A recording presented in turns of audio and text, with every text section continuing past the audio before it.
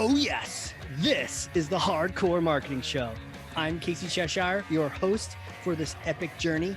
Today's show is sponsored by Ringmaster, on a mission to launch B2B podcasts that create relationships, generate revenue, and drive growth. Ringmasterlive.com. Bam.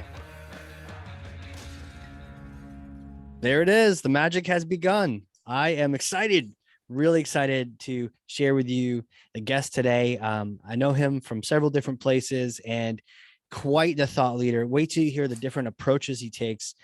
He is an entrepreneur, a PR thought leader, a digital expert. And one of his superpowers is he combines marketing, which we all love, with talent, because the people are what power business, and the idea of being focused on business growth and the strategies that come with that. In my opinion, that's a killer combination. I can't wait to just extract all the knowledge from him. CMO and co-founder of New Gig Workforce Solutions, Cameron Heffernan. Welcome to the show, sir.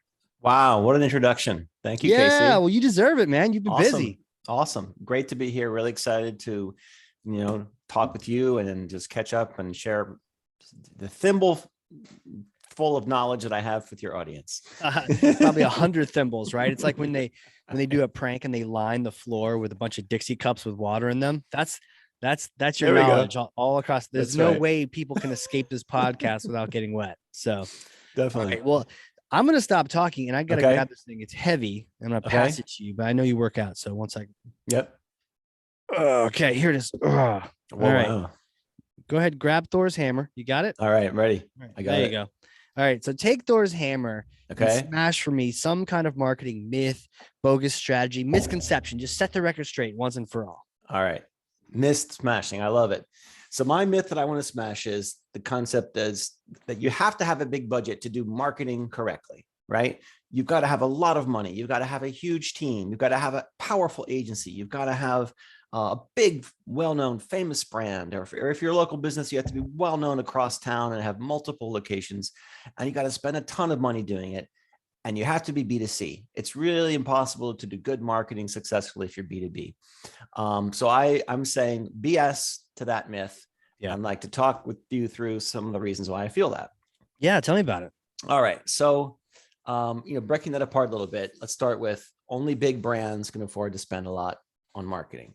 Okay. No, not true. Why don't I buy that myth? Well, a lot of the things that go into good, successful marketing are just about time, knowing where to look, expertise, knowledge. Now, some of that takes years to develop, experience, but there's almost nothing that you can't find out by researching. In the old days, it was picking up a book, reading magazines, listening to the radio and TV, getting out there and talking with people. Right. Now, hell, a lot of it's right on Google, with the exception of maybe brain surgery and piloting an aircraft.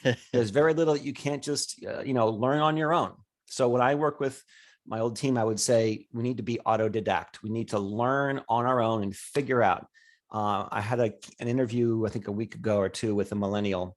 We were talking about this very thing, and she said, well, I don't know HubSpot, but I know Marketo. I think it was the example, something like that. She goes, but I'm a millennial. We're used to this stuff. And we just kind of figured out on our own. I'm like, that's really true. And that's good. She had good awareness of that. And I think there's almost nothing we can just learn on our own and figure out. So it just takes a little time and effort and a willingness to do that. But I guess from a personal level, it takes a curiosity. Yeah. So whether you're a marketer, a CEO, or even a really successful salesperson, you have to have that curiosity to think, how does this work? How does their business work? How does their client's business work? So you're then going 2 levels down the chain, let's call it, and having that curiosity to look and see how do these things come together. And a lot of the myth is to do marketing well, you got to have the best team, tools and technologies, expensive software, really thick carpet at your trade show booth, and I say BS, it's just, you gotta have that padding, right? You gotta have that padding. That's right. 2 inches thick. People got to sink down into the plush carpeting. So my concept is anyone can have curiosity. You need to develop that on your team, among your team, give them the tools to do it, give them time. It's not enough to just pay for professional development, send them to courses, but actually block it in your calendar monthly or weekly so that people have the freedom to disconnect and go take a course or go to Udemy online and learn something. So learn, discover, ask questions. It all just comes from commitment of time to learn those things. Yeah, you gotta be curious, right? Now, when you mentioned the millennials, I thought, here comes one of those stories about something bad. But then no, it was the idea that, hey, I know this other tool. It seems similar. I'm gonna go learn this tool, Right. and Right. without anyone even have to tell me to do it, I'm just gonna go learn. Yep. Tying back to the curiosity you mentioned, because we don't just randomly learn for no reason. And sometimes the reason is there is no reason. It's just curious. I'm just curious. I don't. Do you work in that field? No, I just was curious what makes that thing tick. Mm-hmm. Now, as someone who's, our core business is staffing and recruiting, our challenge is how do we elicit that out of people in a 20 or 30-minute phone screen? How do we learn? Do they have that? And that's where you try to dig in and get examples from people, and give me an example of a time where you did that, or then you kind of probe a little bit deeper. And there's a great book that I love. It's called Who. That's it. You probably know. Yeah. So that concept, this is a guy who hadn't ever done interviewing or recruiting or staffing. He didn't know what he was doing. So he kept just asking more questions. He went through the resume. Now that takes a long time to do that, but you refine that and you improve it over time. Mm-hmm. And you just keep asking questions and how does that business work?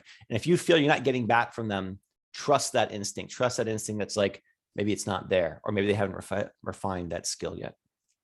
So it sounds like the best way to find this out, and it sounds like this is something we should be looking for when we're hiring. And for those in the position of getting hired, consider if the company asks you this, they're squared away, but have an answer to a story where you didn't know. How would you phrase it? You don't know something and you learned it, or give us an example of a situation where you're out, you fish out of water. It was and it could be even from the personal life. They were asked to, hop on a bike and go grab something. I was never a biker before. I had to relearn how to ride a bicycle. Or an example where you were out of your comfort zone. What did you do? How did you handle it? It could be shifting from not just one job to another. It could be shifting from B2C to B2B or industry to industry. How did you handle it? How did you equip yourself? And what you're looking for is people who, again, that think like a detective approach, that autodidactic concept.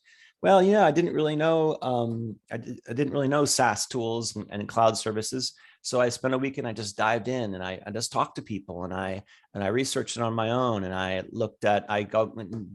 now we can get books instantly. You and I had to go to the library and wait and it would be shipped to us, or maybe that's at the bookstore. But now literally you can get a book instantly.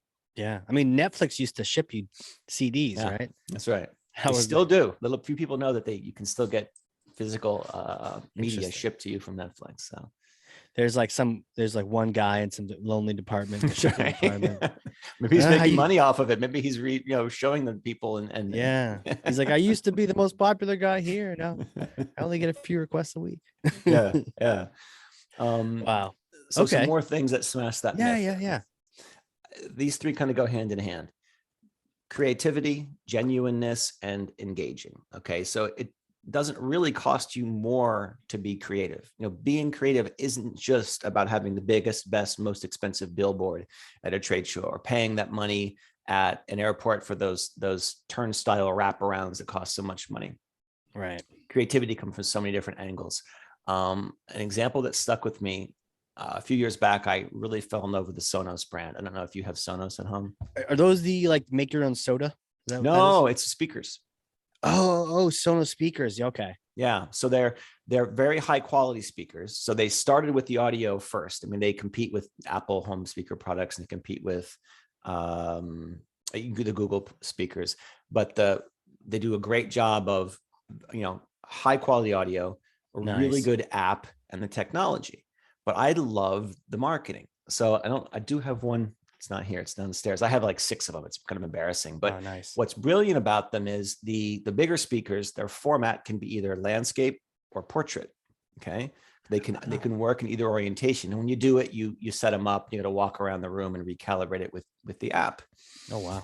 And what's brilliant about the word Sonos, first of all, it means something in Latin originally, something like audio or sound or something. But if you look at the word Sonos, Sonos, it's spelled the same way if it's written across landscape or top, up and down portrait. It still works because they're saying our brand will be legible or readable if it's sitting up on your bookshelf, standing up, or lying down that's on its side. I thought that is really, really clever. A lot of time and thought went into that. Yeah, it doesn't matter which way you turn it. Yeah, you can still read it. Forward and backward. That's up right. and down. That's Wow, right. that is Isn't that really brilliant? And interesting. that's somebody who knew what they were doing. So Yeah. okay, they probably had to pay some firm. They're a big company now and they were well backed and funded, but that was an idea that someone had maybe in the shower. I get ideas in the shower, driving on a long distance. So in other words, creativity doesn't have to cost a fortune. It's just getting out, talking to people, coming up with things. Creativity doesn't have to be creative. It doesn't have to be graphics, doesn't design. It can be a concept, a new way of doing something, a new way of, hey, I never thought of inviting this audience to our event. They might get something out of it. I love kind of setting up events, people who are from different functions, accountants and marketers together, because they come up with different tribes. And they look at things different and they come up with new ideas. I love that. Yeah. So, be creative, be engaging, and be genuine. I delivered a presentation one time, which was no more dull marketing. And if people are turned off by what you're doing and it's too inward focused and not pulling people, who's going to sit and listen to that? Right. The competition we have on our phone, everywhere around us, is so much right now. So to expect the B2B experience or the experience from 9 to 5 to be different from what it is at home is not a reasonable expectation. We need to raise our bar and make our content things that people actually want. Why does it get dull? Like where's the dull come from? I think it's the notion of, I need to get my money's worth and I need to tell you about us. So, Gary V, his first book was jab, jab, jab, right hook, right? And that was very deliberate. He's saying the jabs are give something to them, give them a free statistic, give them an offer for a free podcast, and give them something for free. The right hook is, after 3 gives, you ask for something from them. Maybe it's a page that has gated content. That ratio of 3 to 1, you should be giving and offering more value than you're asking from your audience. And I think a lot of people, particularly in B2B, smaller businesses where your budgets are a bit tight, it's like, we got to let them know what we have. We got to let them know what we've got, why we're different and better.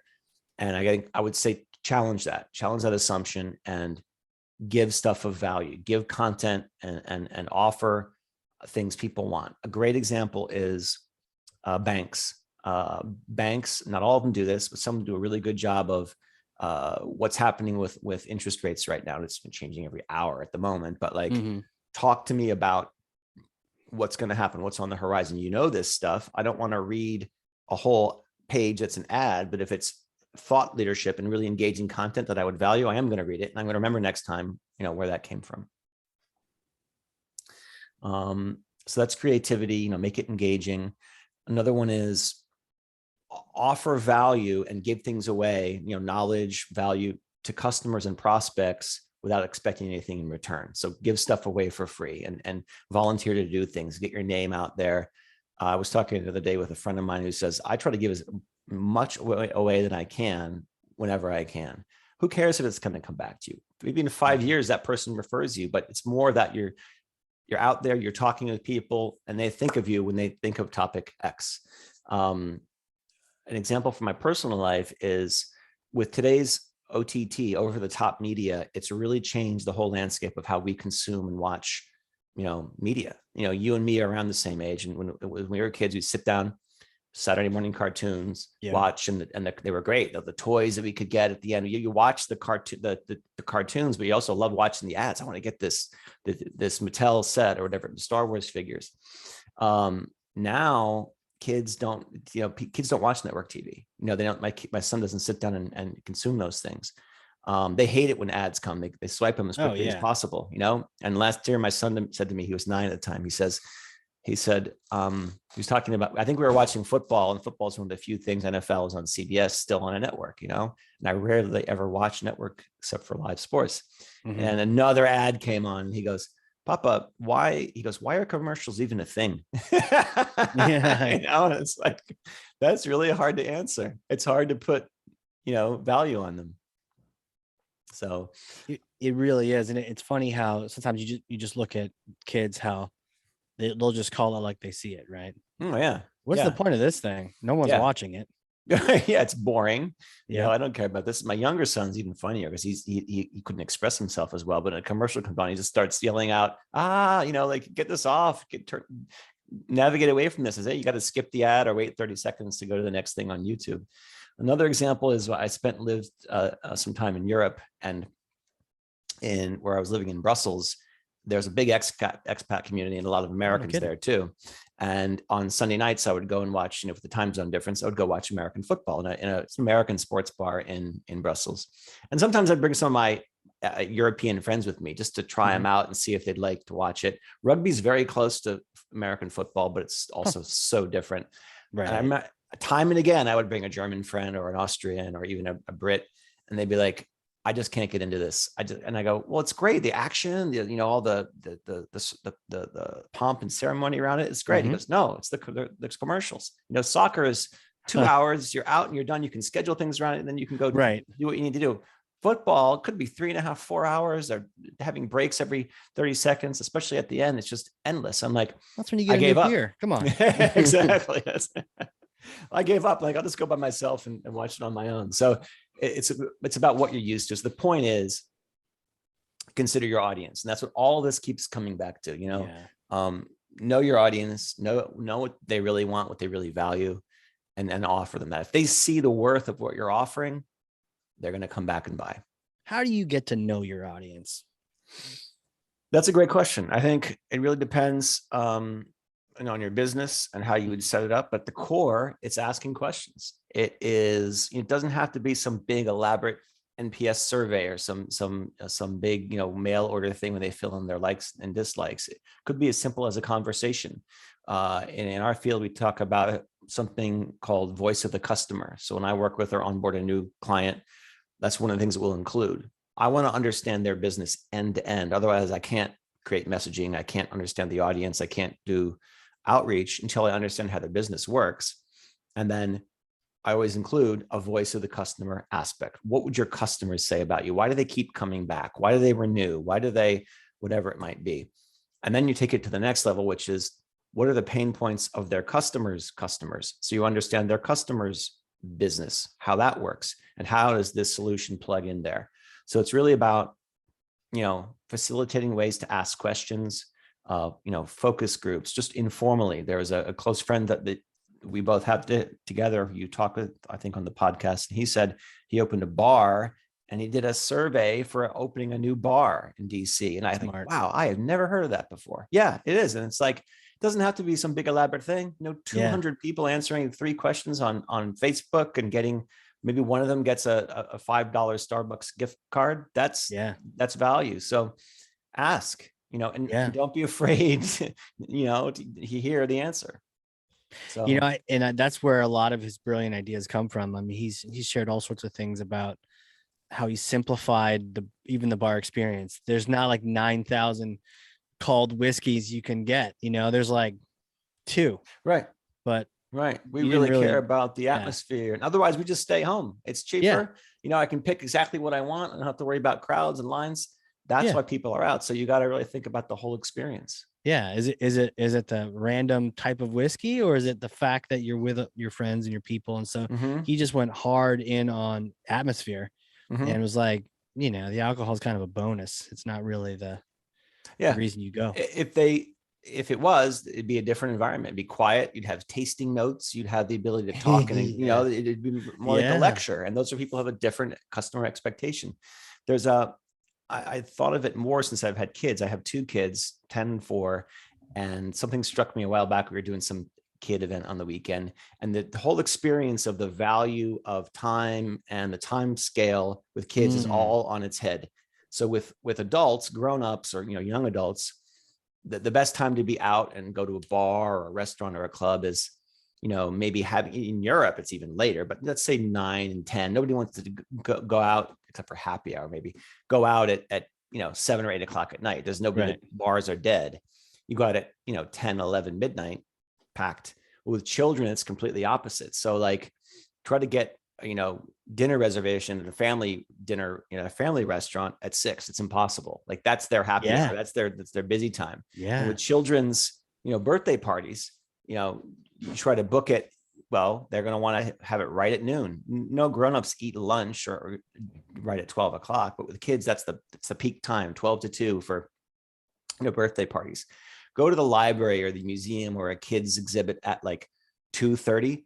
It's empty because they're all napping. So it makes you think Right. about your audience and what do they want. And then you think about older people. It's again, try to get a dinner table in Florida at 5:30, that's peak time for dinner for them. So these are good lessons. These are consumer examples, but they just make us think about how well do I know my market and where does my product fit in there? Doesn't everything just stem from just knowing your customer?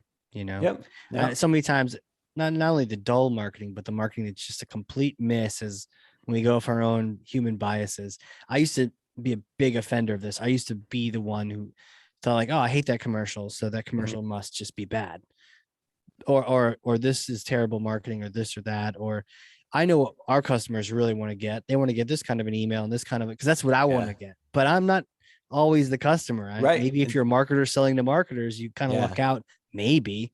But if you're selling to IT and you're in marketing, it's a different game altogether. It's it's foosball versus football. It's like totally different realm. Yeah. And that's what I love seeing, like with on YouTube, for example, my kids watching, I don't know what program it might be. A lot of these are homemade people who became YouTube stars. Now they have stuff on the shelves at Walmart and they've made their own brand just from YouTube videos. But I'll sit and watch sometimes with them or just walk by and there's a complete misfire. The algorithm's off or something. It's like children's programming and then it depends undergarment ad.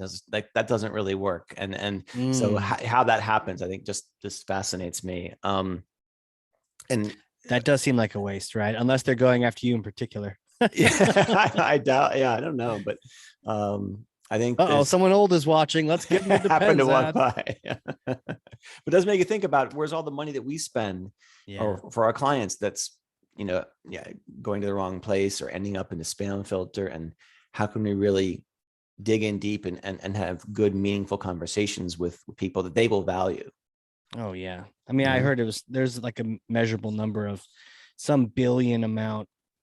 I don't know, some $20 billion worth of display ads that, never get seen or something like that. Mm-hmm. Yeah. Yeah. I think it's also, when you look at, back to the myth and only big brands and big companies can afford it. I also like to look at like a gambling kind of reference, the smart money looks at the hidden values, or let's call it money ball. They go away from, look, where's the public money going? Let's go the other way because there's value there. Everybody likes the Cowboys, but the Eagles are actually now getting 6.5 because it would open at 5.5, and that's a pretty good number now. And there's value there. So, like as marketers, where are the things that we can sniff out that are value? Whether it's LinkedIn has been growing tremendously, but I still see that as a channel. We do almost all B2B, right, for value. Another one is I'm really fascinated by how the concept of the QR code has done this and evolved over time. At the very beginning, it was super hot. Everything had a QR code on it. Sometimes it made no sense. And then it really kind of took a dip for a while. And now it's back again, and people are using it.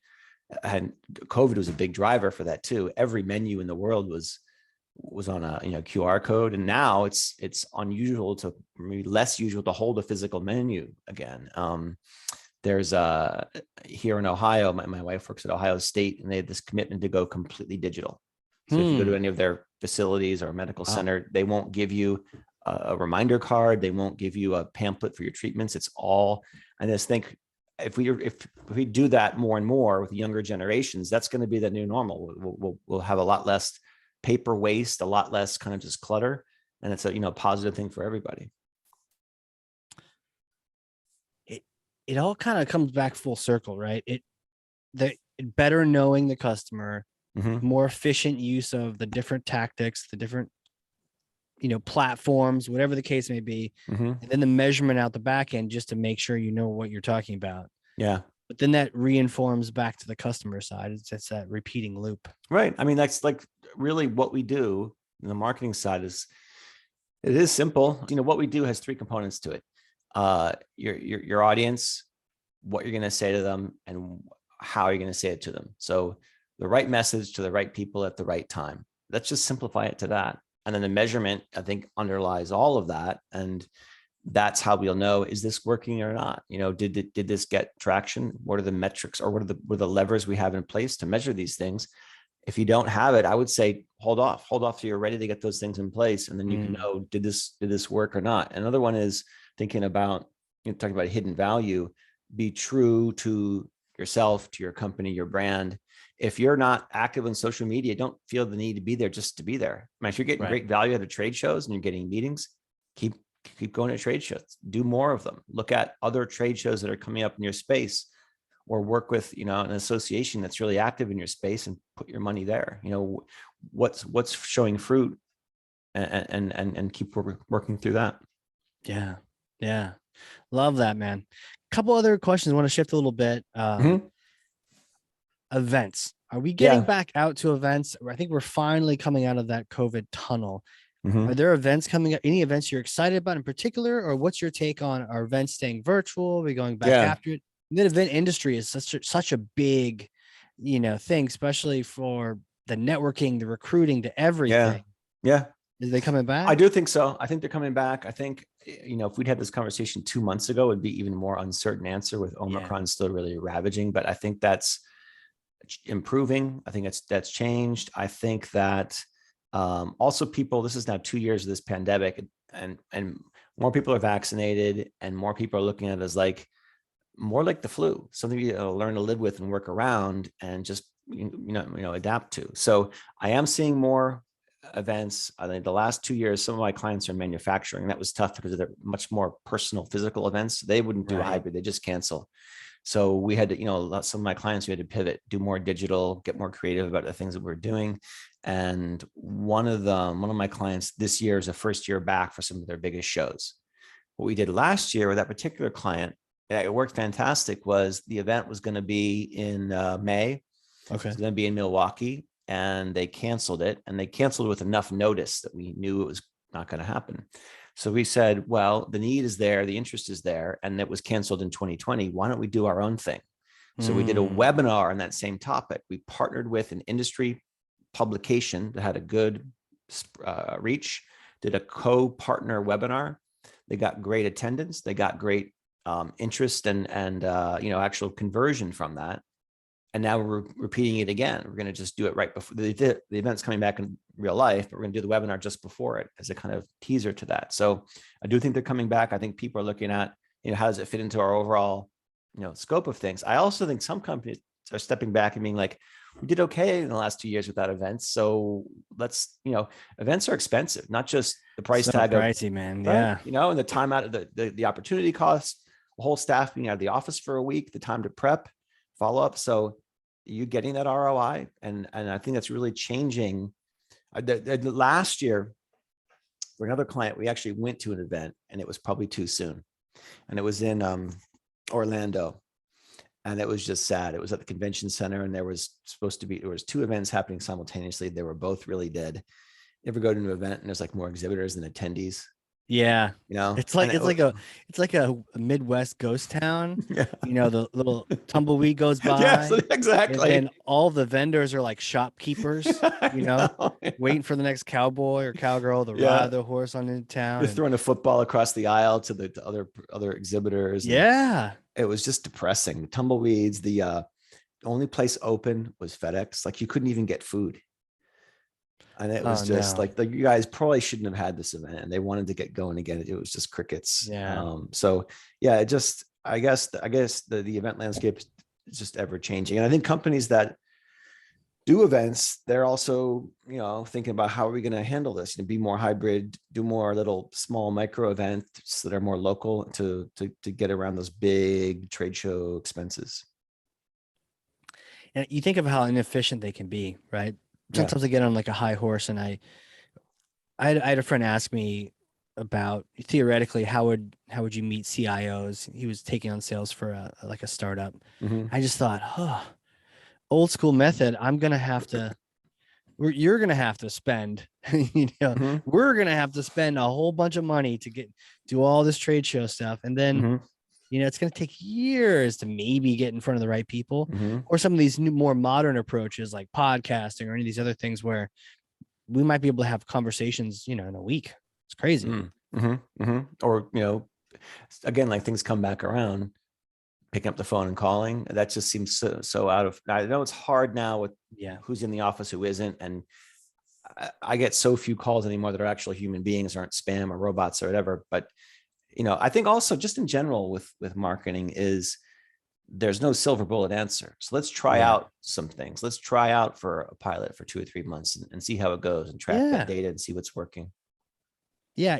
Like testing things. I think sometimes we want, it needs to be so sure that it's going to work that we can't test it. But testing is where we all started in the first place. Yeah. What about books? Anything you've been reading lately, or even podcasts, books, or that you've been just sort of like really getting some value from? Since I had kids, my reading level has really dropped. It's been awful. Me too. But I think I generally get up in the morning and I scan headlines and I look through. I do love, well, here it is right here. I love ink. I get both the physical magazine and the newsletters. You can scan through them really quickly. Podcasts I value. How I Built This definitely is a big one. I think probably a lot of your guests would say that. And I love it because they're long form like this. I used to love going running and listening to it or doing something where I can really just unwind and your mind just can drift. And it's, maybe you don't retain all of it. Just if you get 1 or 2 ideas that you can implement, I found that to be great. And I think they're expanding it. They're doing more live events, and those are coming back with that series. It's great. And I think it's, they also have a component at the end, how you built that. And in their interview, you're talking with a local small business. The main ones are all household name people that you know, but they'll do really small businesses and how they've grown and somewhat more of a social mission in mind. And I love it. There's something about that kind of a podcast too, where you're right. You can let your mind wander and you can just sort of be in the moment. If you have to look at the traffic sign because you're running or you're driving to work or whatnot, and you lose focus for a second, that's okay. Whereas with like an audible book, sometimes if you zone out for a second on one of these like more dense books, I just have found myself being like, wait, where are we again? I gotta go back. You gotta go back and where I didn't follow the pattern. What's going on? Whereas with a podcast, it's almost like you're in the room with the 2 people or whoever's talking, and you just kind of can just zone out. And at some point, something cool happens, and you're like, I got to remember that. It feels personal, and I'll do that too, where I'll be running and I'm listening to one, and I'll look and I realize I got to thinking about stuff and I missed the last 2 minutes, and I go hit the back 30 seconds button 4 times and I catch up. It's great. But it's like, I feel that another one is driving like that. If you're on a drive by yourself, or if the kids are sleeping or something, pop in the headphones safely, of course, and just check out some stuff. And maybe you have 1 or 2 ideas at the end of it that, you can do something with. Yeah. Fantastic. Well, my next question really is, who are you? We've known each other for a bit, but like, take me back in time, like little Cam days. Did you always know you're going to be an entrepreneur and a marketer and on podcasts and teaching everyone all these things? No, definitely not. I guess my first entrepreneurial experience would have been maybe middle school. I mean, I always worked. And I remember in middle school, we were living in Bethesda, Maryland.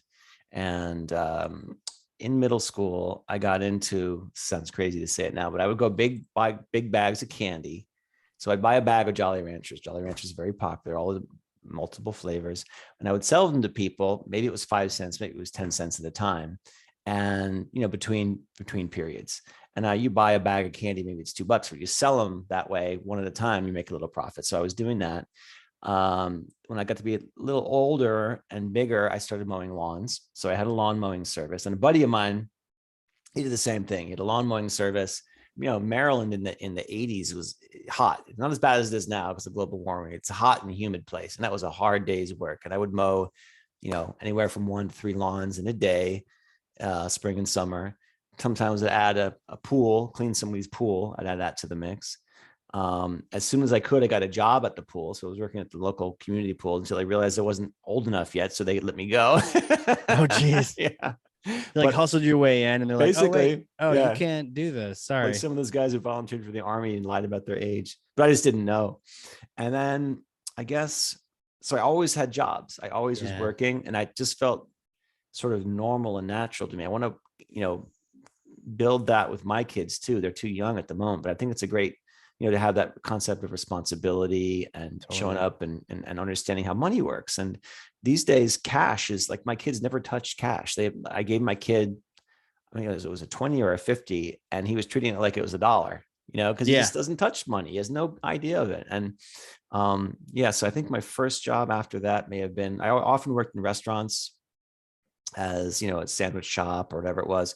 When I got a little bit older, I was then doing, waitering and bartending. And I think that's a great experience for a young person to have, because you get to so many different facets of humanity to deal with, people who aren't happy, people who are overserved, your boss, busy, stressful situation, and, handling cash responsibility. It's a great thing to learn at a young age.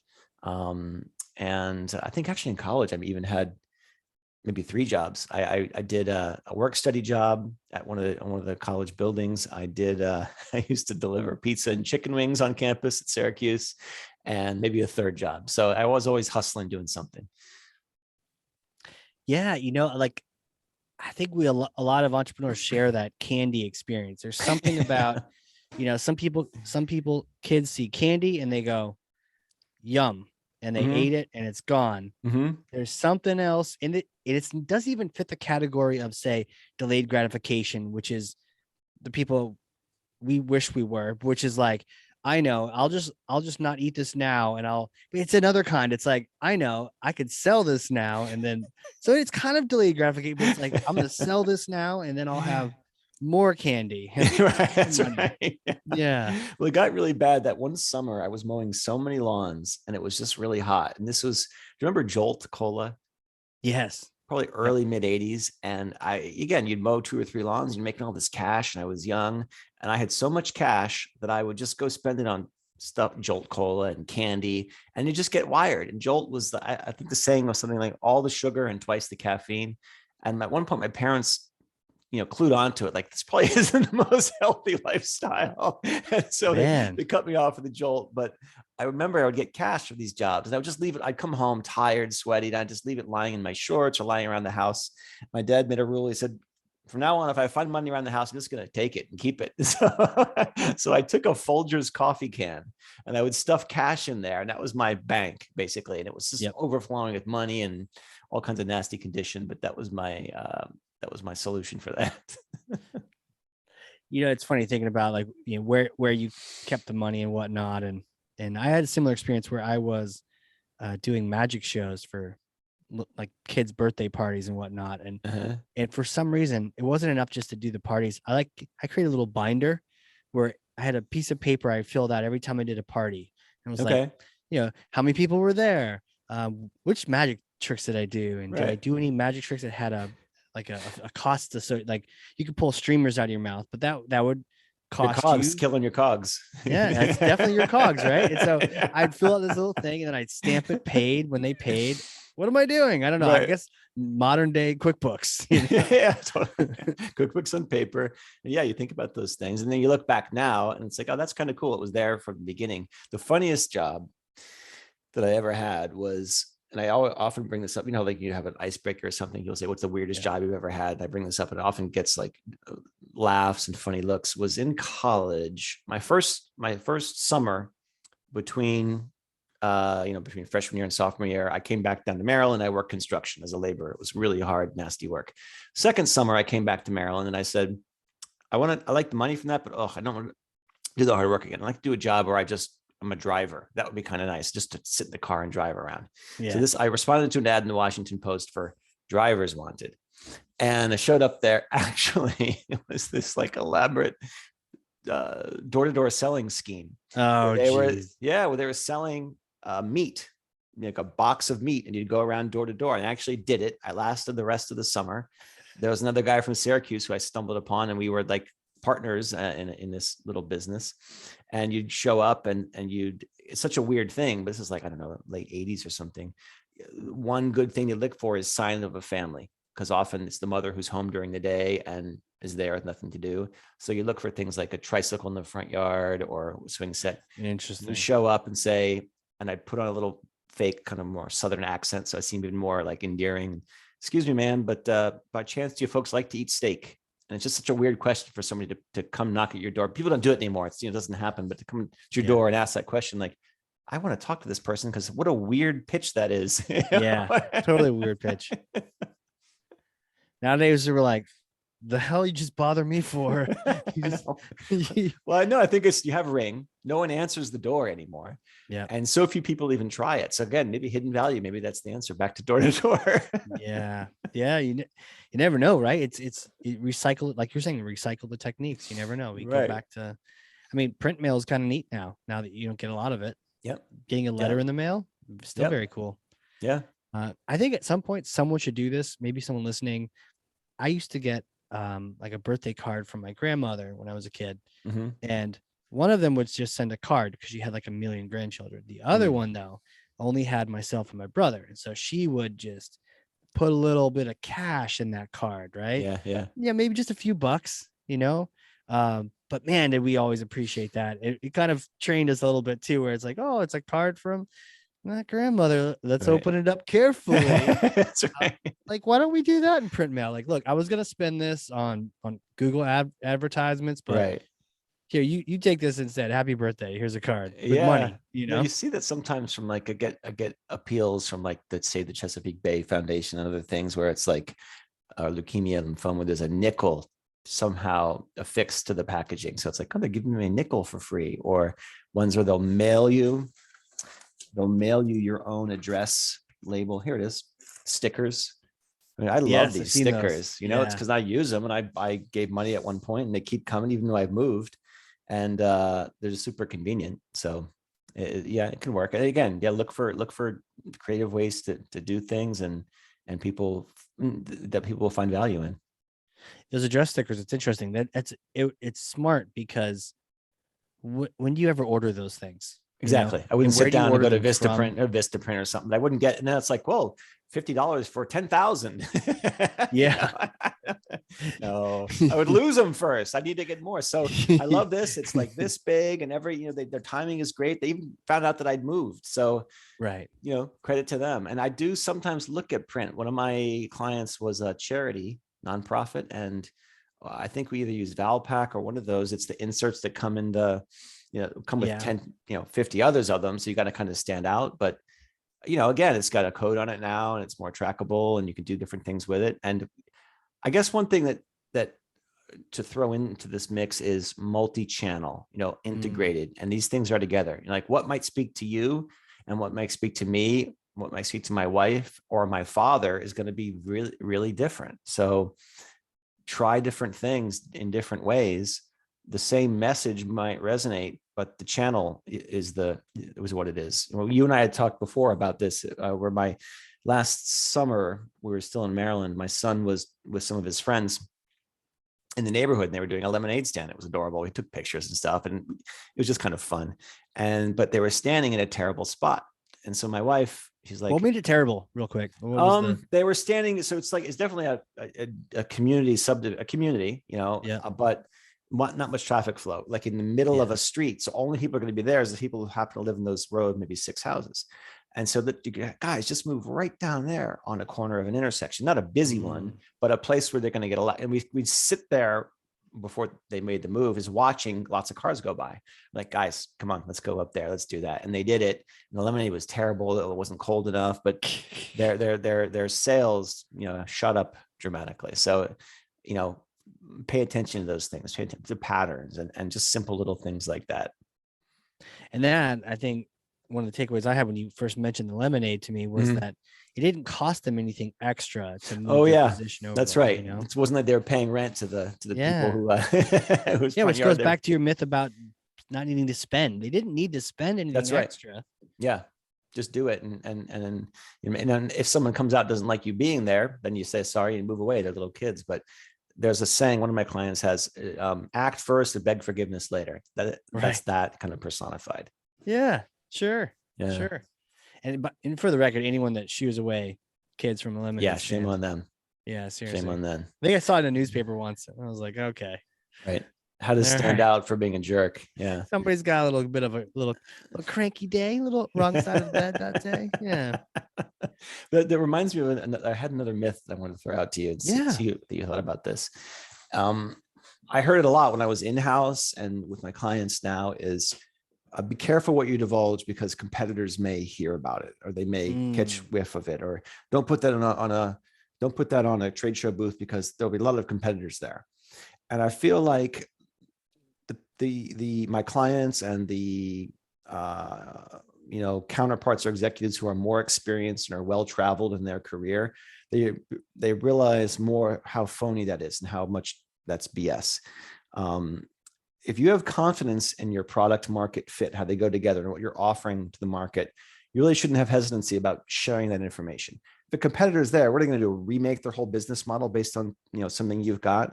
And one of my clients said to me, he goes, what we offer is almost exactly the same as our competitor. It's like French vanilla and vanilla bean ice cream. They're pretty damn close, Right. and one or the other, it's really based on preference. And we're going to try to target the people who really love French vanilla, but there's no big secret what we've got. People say, how are you going to differentiate? Well, we have a really unique service offering. Is that really ever true? I mean, how many times can you think of that actually being the case? One to me is Carvana. Carvana is a unique service offering and they proved it. Now there's Vroom. So it's like buying cars through a vending machine. Yeah, that's a pretty unique service offering. Can it be replicated pretty easily? Hell yeah. Oh yeah. Wordle was a really unique product, and there's a lot of copycats out there now. My kid plays Wordle every day now. There's Quordle, there's Wordle, there's one for guessing NBA players and NFL players. None of those are probably making a lot of money. The first guy who did a great job with it, is sold it to the New York Times, but those competitors didn't really do much. So again, if you're confident about your product and how it fits into the market, don't be afraid to talk about what you've got, to share expertise and experience, and to kind of put it out there.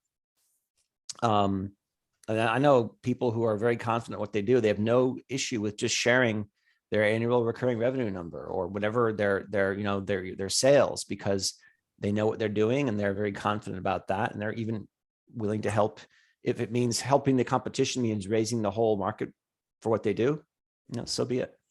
I think that is the positive, is that if you've got competition, especially in a new market, right? So when I think about podcasting and launching a B2B podcast, yeah, they're competitors, but to me, that just signals that we've got a growing market and a growing need for that thing. Yeah. So it's like you're on the right track, but you're right. When you have competitors, I found that sometimes it's that early entrepreneur, early business person in your career.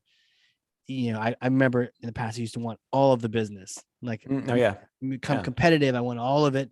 I don't want any to go to the competitor. But I also met more experienced people in EO as well, who would say, look, there's plenty of fish in the sea. And I thought they were crazy. And I'm like, cool, plenty of fish. I want all of them. Yeah. But realistically speaking, there were, and it's almost like they were looking out of abundance, right? Almost that abundance scarcity model. When you're looking at an abundant marketplace, then you can go after it with confidence. But if you feel like it's scarce, there's only two customers that'll ever happen, then you act needy. Your irrationally. Yeah, I think that's a great. It'll be a downward spiral. Yeah, I mean, coming from that mindset of abundance, that's a great place to be, and it also makes an evolution, both as a human being, but also as a business. And the first time I started my company, my agency, I had that mindset. I was so worried about every little thing.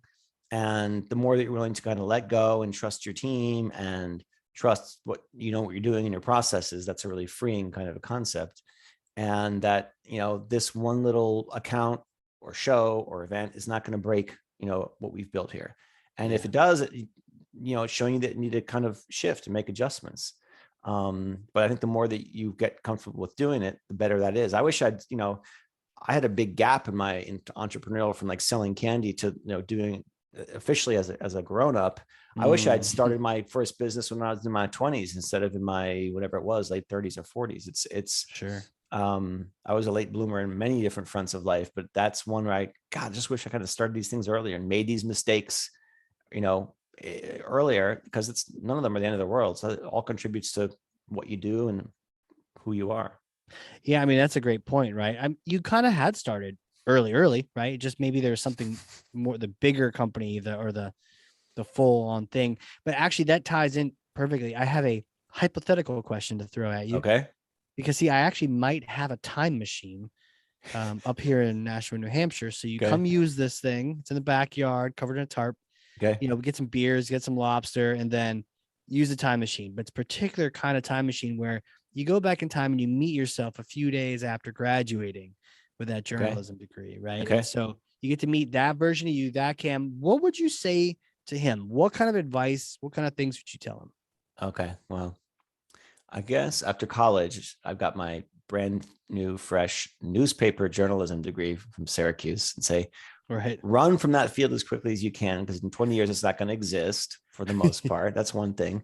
Don't be afraid to fail. So do the crazy things that sound outlandish and try them out and explore and experiment. And in some ways that kind of did happen. Like I had an internship my senior year of college, and I was at the Newhouse School at Syracuse, which is a great communication school, all these high profile alums and graduates and stuff that are on TV and sports all the time.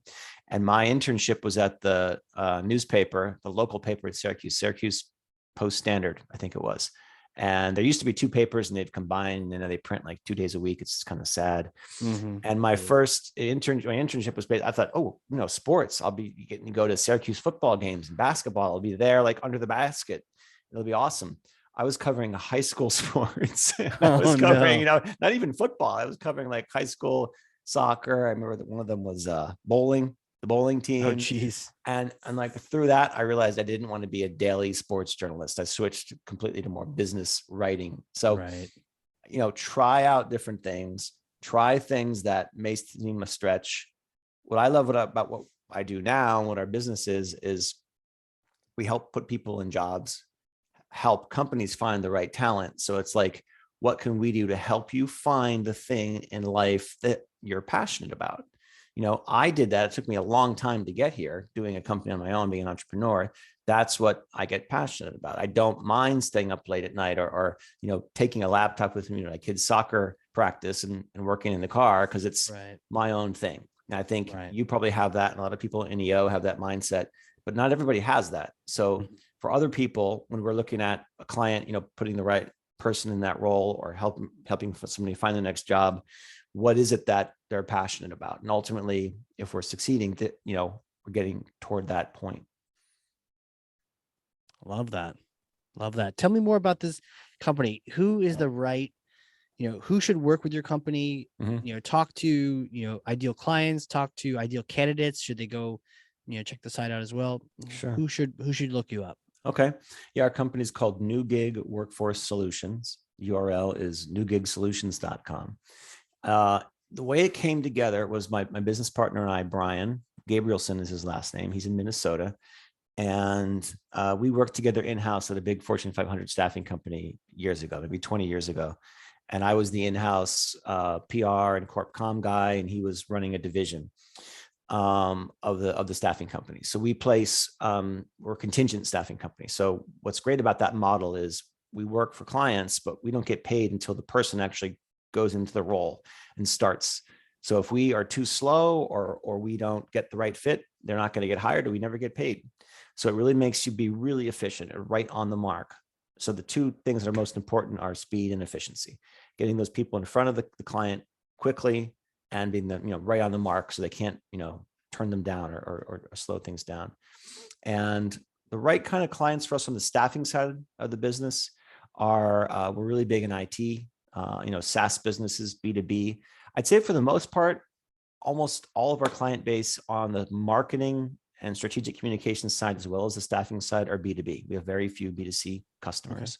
Okay. Yeah. And for the staffing, working with growing SaaS businesses, B2B enterprise software companies, the sweet spot might be anywhere from, say, 50 to 2,000 employees, but the growth, our service facilitates their ongoing growth.